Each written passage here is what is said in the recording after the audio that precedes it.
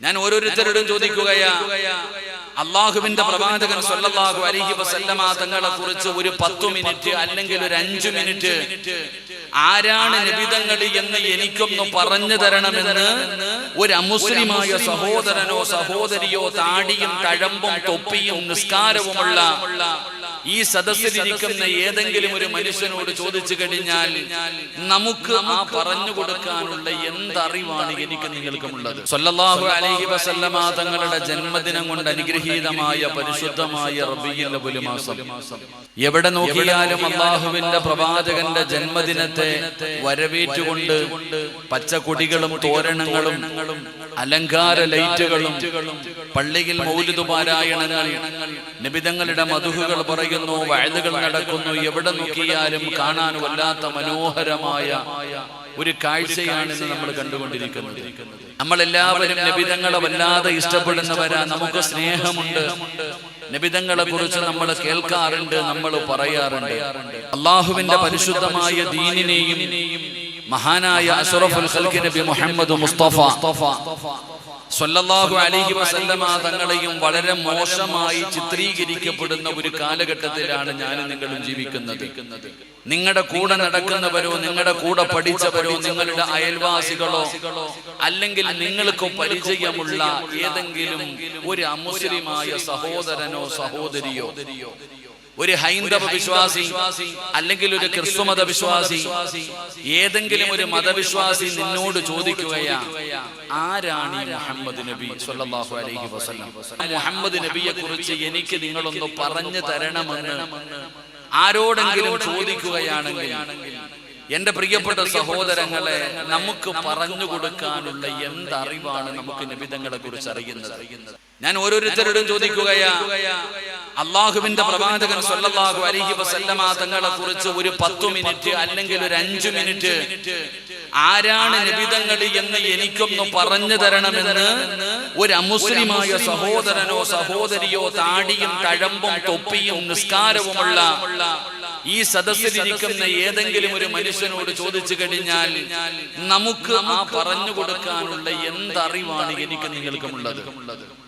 എന്റെ പ്രിയപ്പെട്ടവരെ, നമ്മൾ കൂടിപ്പോയാ പറയും അത് ഞങ്ങളുടെ നബിയാണ്, അവസാനത്തെ പ്രവാചകനാണ്, ഈ ലോകം തന്നെ പടയ്ക്കാൻ കാരണക്കാരനാണ്, കാരുണ്യത്തിന്റെ പ്രവാചകനാണ് എന്ന് കേവലം എണ്ണിയെടുക്കാൻ കഴിയുന്ന വാക്കുകളല്ലാതെ ആ നബിതങ്ങളെ കുറിച്ച് പറഞ്ഞു കൊടുക്കാൻ കഴിവുള്ള ആ പ്രവാചകനെ കുറിച്ച് അറിവുള്ള എത്ര പേരുണ്ടാകും നമ്മുടെ ഇടയിൽ?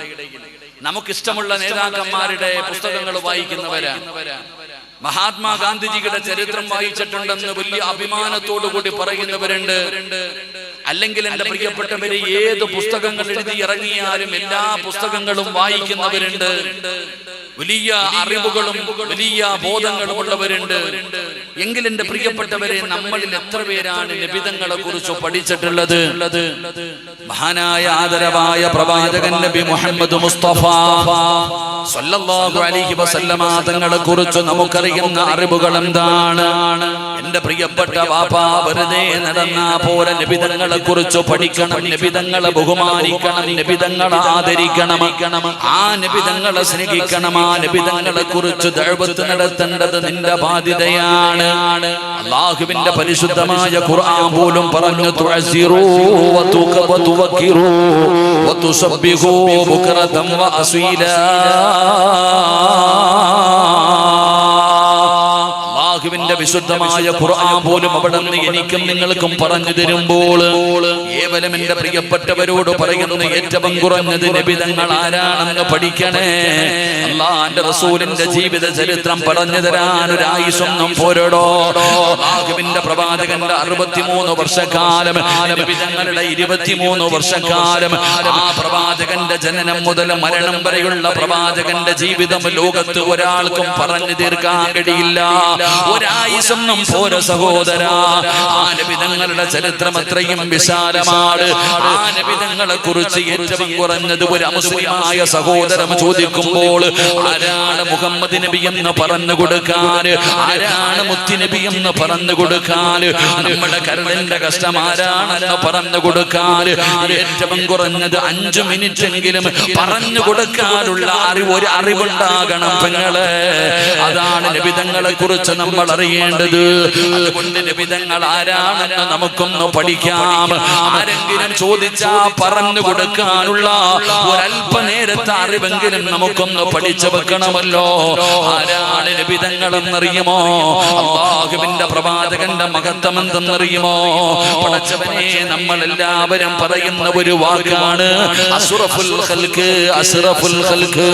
എല്ലാവരും നബിതങ്ങളെ കുറിച്ച് പറയുന്നത് അസ്റഫുൽ ഖൽഖ് നബി മുഹമ്മദ് മുസ്തഫ സല്ലല്ലാഹു അലൈഹി വസല്ലമ തങ്ങള്. അസ്റഫുൽ ഖൽഖ് എന്ന് പറഞ്ഞാൽ എന്താണ്? നമ്മളിൽ പലർക്കും അതിന്റെ അർത്ഥം അറിയില്ല. അസ്റഫുൽ ഖൽഖ് എന്ന് പറഞ്ഞാൽ എന്താ? ആരാണ് മുഹമ്മദ് നബി എന്നറിയുമോ? അല്ലാഹു ഈ പ്രപഞ്ചത്തിൽ ഒരുപാട് ചരാചരങ്ങൾ അല്ലാഹു സൃഷ്ടിച്ചു വെച്ചിട്ടുണ്ട്. ആകാശത്തിലും ഭൂമിയിലും കടലിനടിത്തട്ടിലും കാണാൻ പറ്റുന്നതും കാണാൻ പറ്റാത്തതുമായ ഒരുപാട് ജീവജാലങ്ങൾ അല്ലാഹു പടച്ചു വെച്ചിട്ടുണ്ട്. പടച്ചവനെ, അർശുണ്ട്, കുർശുണ്ട്, ലൗഹുണ്ട്, കലമുണ്ട്, സ്വർഗമുണ്ട്, നരകമുണ്ട്, മക്ക മദാ കഅബാലയമുണ്ട്. ലോകത്ത് അല്ലാഹു ഒരുപാട് ജീവജാലങ്ങളെ പടച്ചു വെച്ചിട്ടുണ്ട്. എങ്കിൽ അല്ലാഹു ഈ ദുനിയാവിൽ പടച്ചു വെച്ചിരിക്കുന്നതിൽ വെച്ച് ഏറ്റവും മഹത്വം എന്തിനാണെന്നറിയുമോ? അല്ലാഹുവിന്റെ സ്വർഗത്തെക്കാൾ ഞാനും നിങ്ങളും കൊതിച്ചു നടക്കുന്ന അല്ലാഹുവിന്റെ സ്വർഗമുണ്ടല്ലോ. പടച്ചവനെ, പരിശുദ്ധമായ കഅബാലയമുണ്ടല്ലോ. അല്ലാഹു ഈ ലോകത്ത് എന്തെല്ലാം പടച്ചു വെച്ചിട്ടുണ്ടോ ആ പടച്ചതിൽ വെച്ച് ഏറ്റവും ശ്രേഷ്ഠത എന്തിനാണെന്നറിയുമോ? മഹാനായ അസ്റഫുൽ ഖൽഖ് നബി മുഹമ്മദ് മുസ്തഫ സല്ലല്ലാഹു അലൈഹി വസല്ലമ തങ്ങൾക്കാട് ലോകത്തിൽ ഏറ്റവും മഹത്വമുള്ളത് നബിതങ്ങൾക്കാടോ? അല്ലാഹുവിന്റെ റസൂലിനാണ് ഏറ്റവും കൂടുതൽ മഹത്വമുള്ളത്. അത് കഴിഞ്ഞിട്ട് എന്തിനും മഹത്വമുള്ളൂ.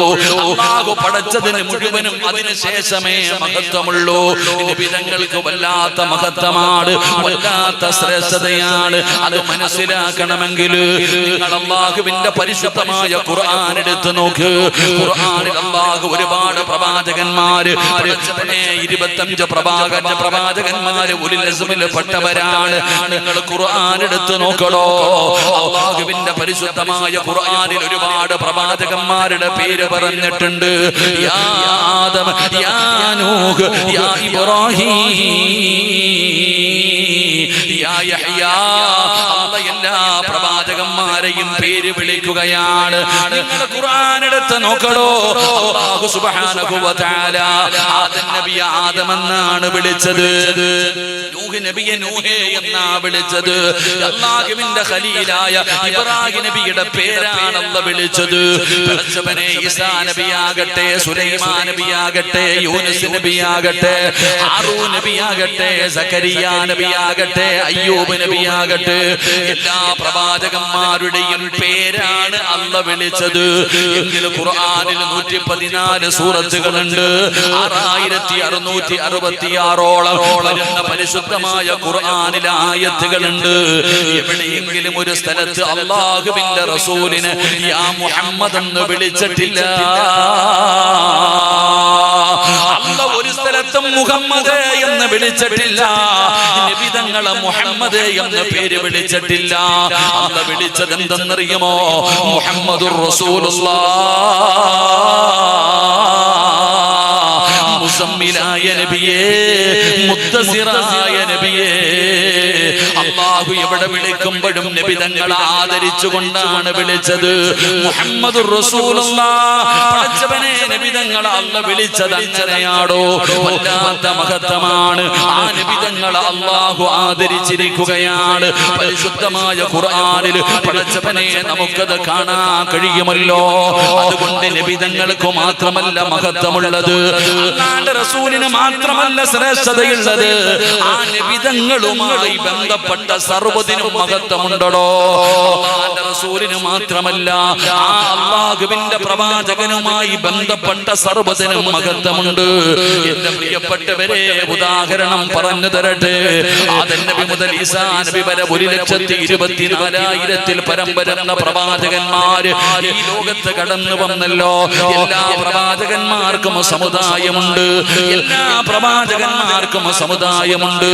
അത് പടച്ചവനെ നൂഹ് നബിക്കും ഇബ്രാഹിം നബിക്കും മൂസാ നബിക്കും എല്ലാ പ്രവാചകന്മാർക്കും സമുദായമുണ്ട്.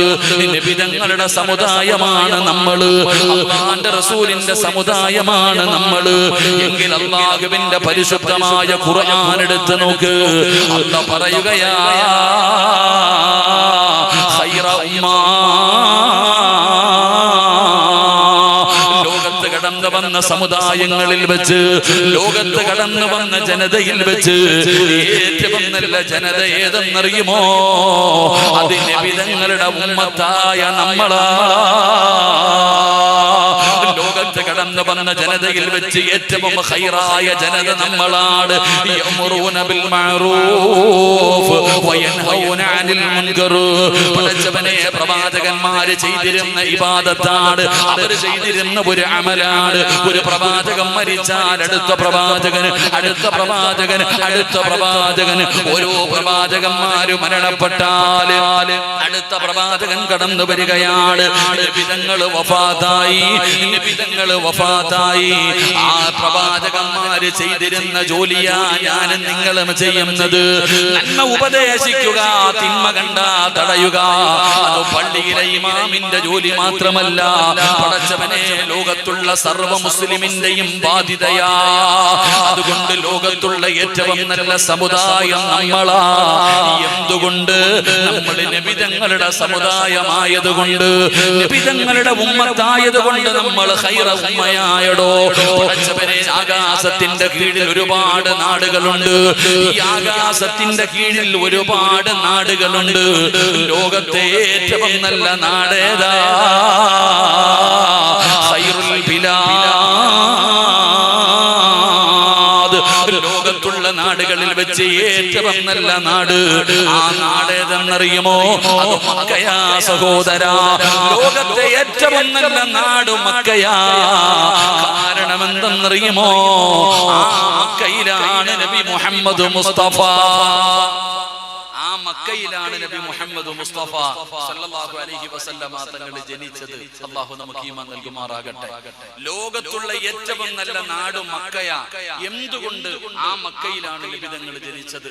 ആ മക്കയിലാണ് അല്ലാഹു പരിശുദ്ധമായ കഅബയും പണിതത്. അപ്പൊ നബിതങ്ങൾ ജനിച്ചത് കാരണം മക്കയ്ക്ക് മഹത്വമുണ്ട്. ലോകത്തിന് മഹത്വമുള്ള രണ്ടാമത്തെ നാട് മദീനയാ. എന്തുകൊണ്ട്? എന്തുകൊണ്ട്? പറചങ്ങാതിമാരെ, എന്തുകൊണ്ട്? അവിടെയാണ് മഹാനായ നബി മുഹമ്മദ് മുസ്തഫ, മഹാനായ നബി മുഹമ്മദ് മുസ്തഫ സല്ലല്ലാഹു അലൈഹി വസല്ലമ തങ്ങൾ കടക്കുന്നത് മദീനത്താ.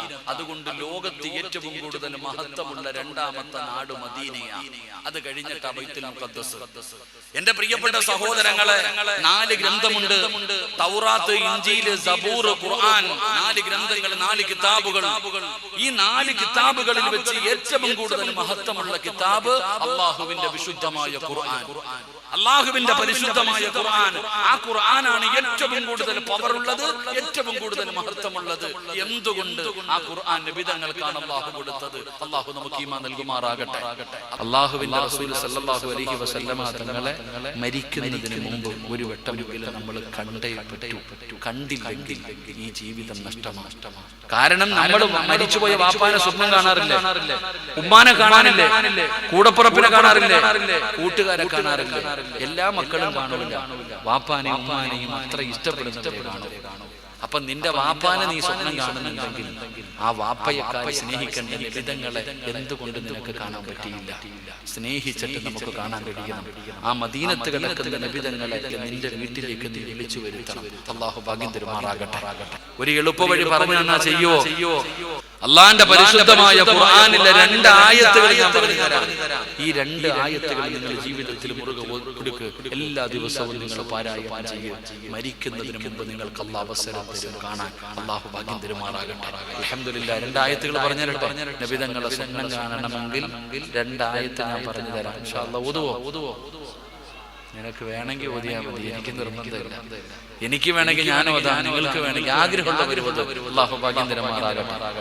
ഖുർആനിൽ ബിസ്മി ഇല്ലാത്ത സൂറത്താണ് സൂറത്തുൽ തൗബ. ആ തൗബയുടെ ഏറ്റവും അവസാനത്തെ 2 ആയത്തുകൾ ലഖദ് ജാഅകും റസൂലും എന്ന് തുടങ്ങുന്ന ഫൈൻ തവല്ലൗ ഫഖുൽ ഹസ്ബി അല്ലാഹു എന്ന് അവസാനിക്കുന്ന സൂറത്തു തൗബയുടെ ഏറ്റവും അവസാനത്തെ 2 ആയത്തുകൾ എല്ലാ ദിവസവും ഒരു വട്ടമെങ്കിലും നിങ്ങൾ ഓതി കാത്തിരിക്കുക. നിങ്ങൾക്ക് അല്ലാഹു നിബിധങ്ങളെ കാണാനുള്ള അവസരം തരും. അല്ലാഹു ഭാഗ്യം തരുമാറാകട്ടെ. അല്ലാഹു ഈമാൻ നൽകുമാറാകട്ടെ. എൻ്റെ പ്രിയപ്പെട്ടവരെ, മുഹമ്മദ് എന്ന പേരുണ്ടല്ലോ, അതിനു പോലും മഹത്വമുണ്ട്. അല്ലാഹുവിന്റെ പ്രവാചകൻ സല്ലല്ലാഹു അലൈഹി വസല്ലമ തങ്ങളുടെ പേരാണ് മുഹമ്മദ്. ആ മുഹമ്മദ് എന്ന് പറയുന്ന പേരിന് പോലും വല്ലാത്ത മഹത്വമാണ്. എവിടെ നിന്നാടോ മുഹമ്മദ് എന്ന് പറയുന്ന പേര് വന്നത്? ആദരിക്കുന്നുണ്ടല്ലോ, ബഹുമാനിക്കുന്നുണ്ടല്ലോ. ആ മുഹമ്മദ് എന്ന പേരിന് നമ്മൾ ബഹുമാനിക്കുന്നുണ്ടല്ലോ. എവിടെ നിന്നാണ് മുഹമ്മദ് വന്നത്? പഠിച്ചവനെ,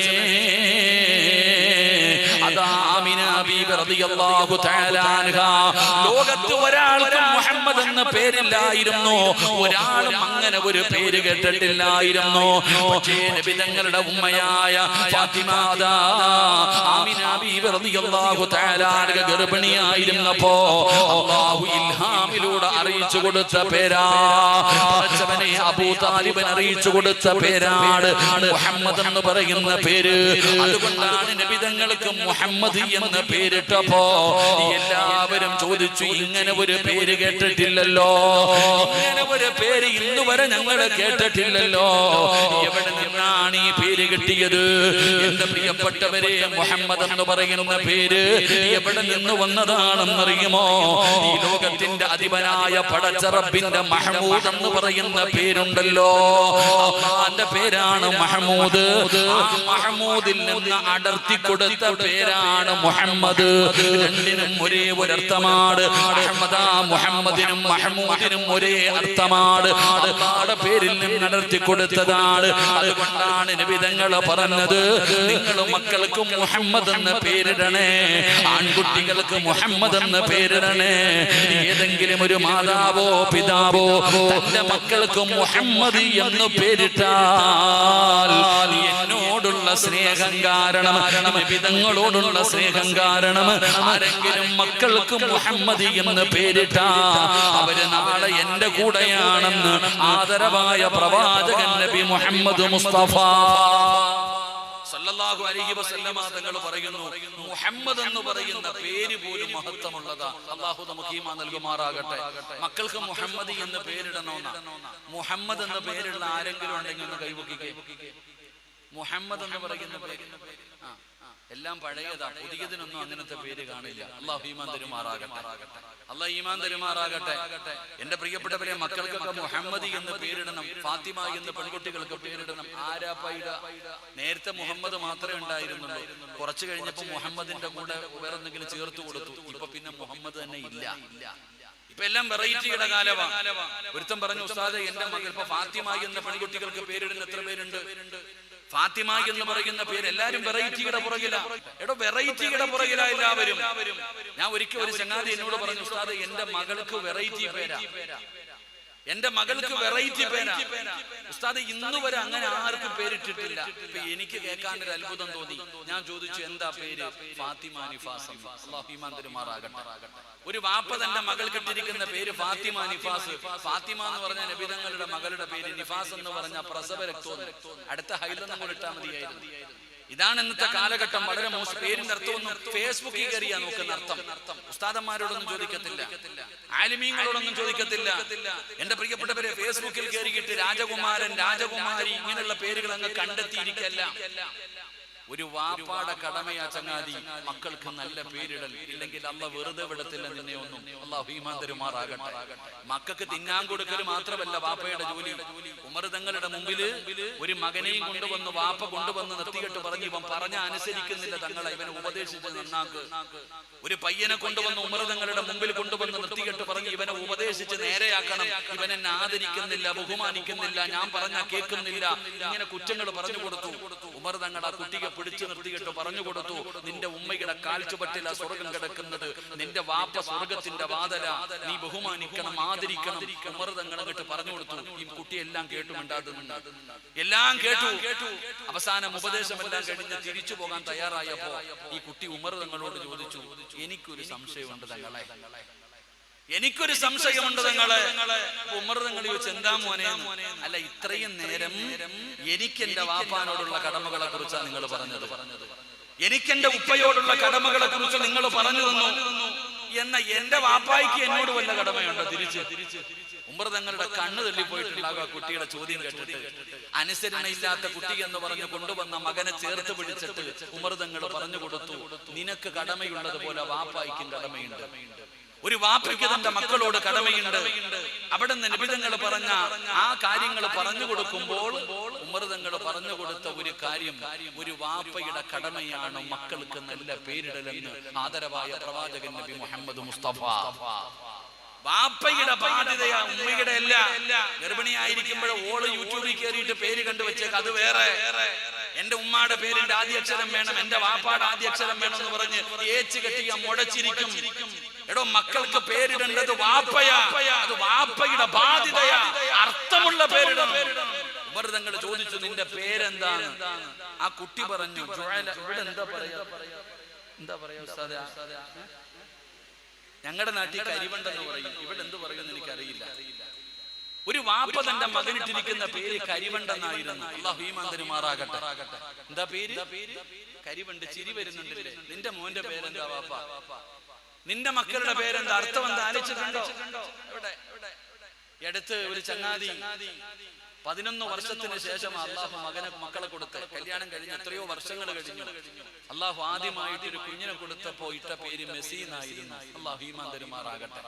വേറൊരു ചങ്ങാതി തനിക്ക് അള്ളാഹു കൊടുത്ത മകനിട്ട പേര് മുഹമ്മദ് സുധാകരൻ എന്നായിരുന്നു. അള്ളാഹു ഈമാൻ തരുമാറാകട്ടെ.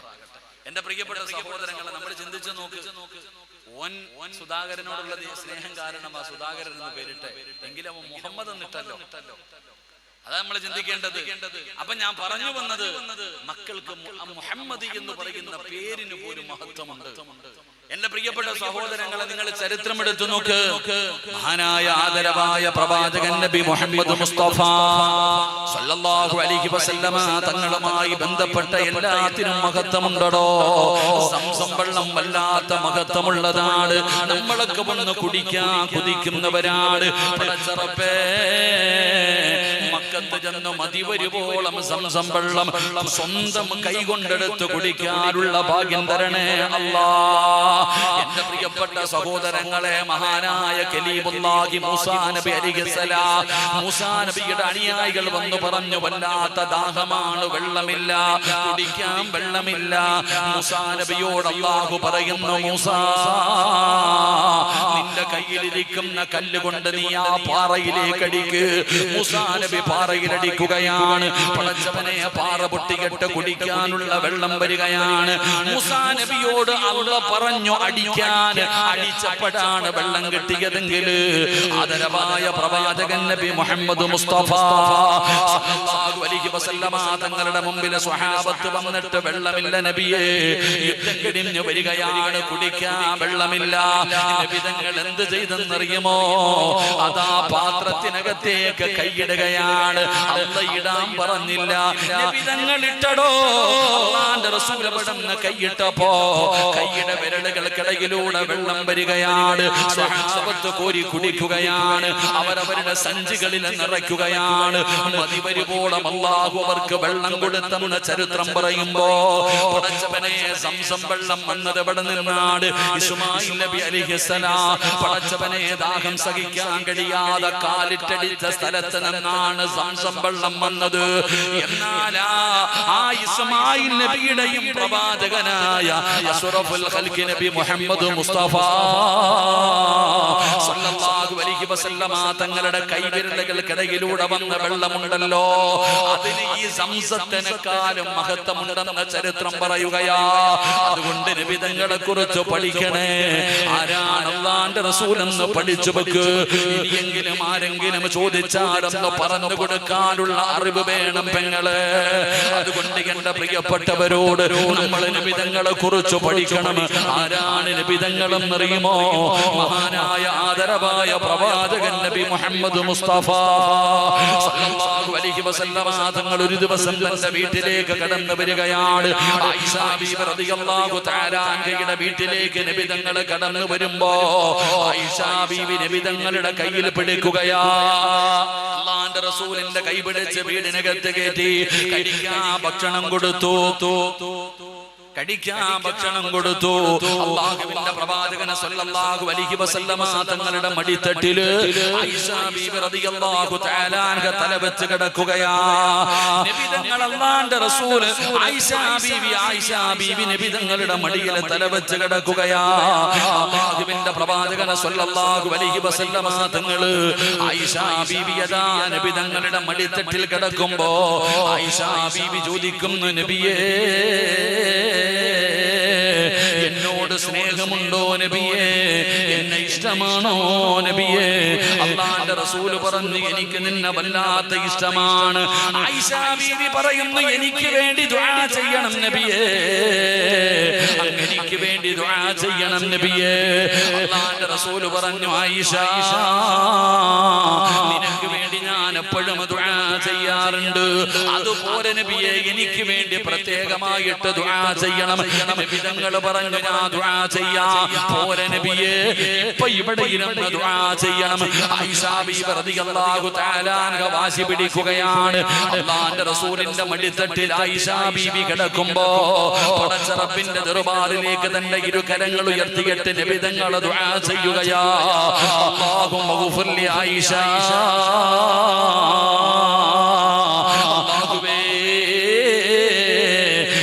ആയിഷയ്ക്ക് നീ പുറത്തു കൊടുക്കണേ അല്ലാ. അറിഞ്ഞു ചെയ്തതും അറിയാതെ ചെയ്തതും രഹസ്യമായി ചെയ്തതും പരസ്പരമായി ചെയ്തതും ജീവിതത്തിൽ കഴിഞ്ഞു പോയതും വരാനിരിക്കുന്നതും എല്ലാ പാപങ്ങളും പുറത്തു കൊടുക്കണേ അല്ലാ. ഈ ലോകം തന്നെ പടയ്ക്കാൻ കാരണക്കാരനായ നബി തങ്ങൾ ദുആ ചെയ്യുന്നത് കേട്ടപ്പോ ആയിഷ ബീവി ചിരിക്കുകയാ. ആയിഷ ബീവി ചിരിക്കുകയാ.